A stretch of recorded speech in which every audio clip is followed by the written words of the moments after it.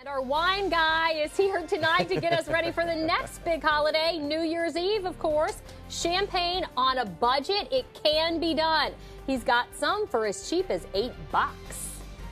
This is CBS 12 News at 7. A New Year's Eve party, our sommelier. Look, he's in the house with party gear and all, and some advice. His picks for the best champagne that won't put you in the poorhouse.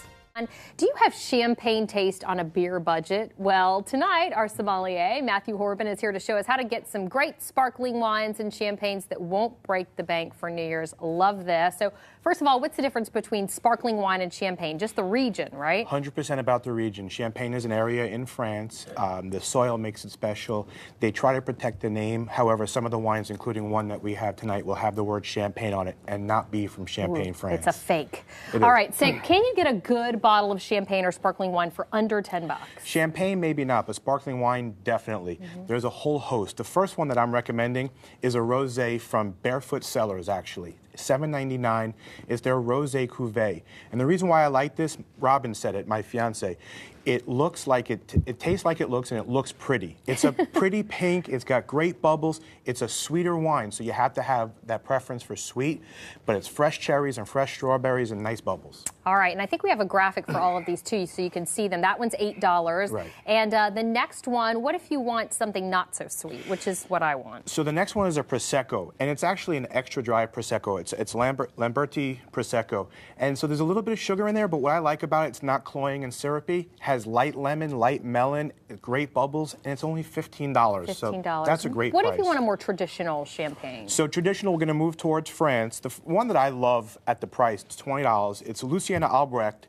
and it's their Blanc de Blanc. It's Cremant d'Alsace. So what does that mean? It comes from France, but it comes from the Alsace region of France. Made the exact same way champagne is. This is excellent. It has this nutty green apple flavor. It's dry, so there's very little sugar in it, and it is a phenomenal option for $20. And what if I'm going out with Eric Roby, the big spender? Eric Roby would go for a bottle of Paul Roger Brut White Foil, non-vintage. This is about $50 to $55 in the stores. This is a traditional classic champagne. It comes from Epernay, France. It has brioche and nuts and yellow and green apples. It is phenomenal at the price.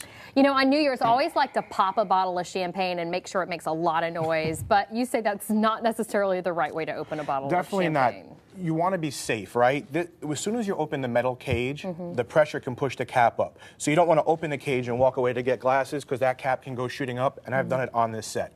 Oh. So what you want to do is, once you get your glasses ready, put your thumb on the cap and open the cage. Then take a towel, put the towel over the cap, and twist gently as you're pulling up.